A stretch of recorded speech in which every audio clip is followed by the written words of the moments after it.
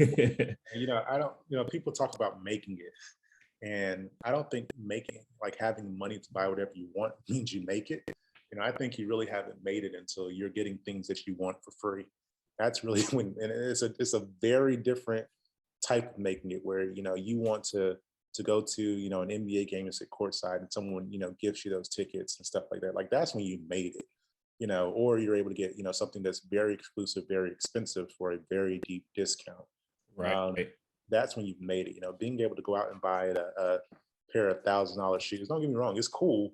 But that's not necessarily making it in a way that builds wealth. I mean, a lot of the wealthiest people I've been around, they get a lot of stuff for free, but they also do a lot as well. So it's not just, you're not just freeloading off of people. You have value. People see so much value in what you're doing or who you are or being associated with you, that they're willing to give, because they know that what they will get in return, the value that they get in return, is exponential. And at that Right. point, we're able to do that.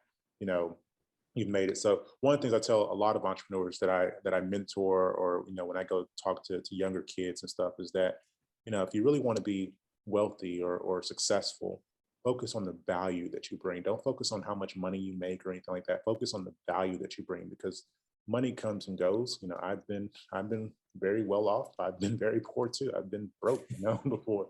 But the one thing that never changed is the value You that I was stay giving. trapping though. That's one thing that don't change. Stay trapping, and the value that you bring doesn't, you can't change. If you're good at something, that never changes. That skill set never goes away. So have one thing that that you can bring a lot of value, so that whether you're doing it for yourself or for someone else, you can put food in your mouth eventually.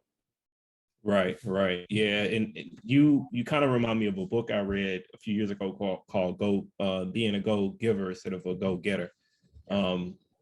Where it's the idea of, you're giving, right? You're adding value to a community or what have you, right? And you make yourself almost immovable, because everybody needs you around, needs you to be around to be successful, right? Because they're coming to you for one thing they can depend on. Hey, look, man, don't front for your audience. I feel like I made you read that book. No, but no, You that you might have, it's called, the the book is called The Go Giver, because it's a that, red book, yeah. yep. And did Russell Simmons write it, or I think I don't Russell think Simmons I don't mentioned think that book Russell too. Simmons wrote it, but I know the book title is called Go Giver, and it's like again, it's a completely different mindset that you're giving, but you're giving a value is so good that you'll get exponentially because of that.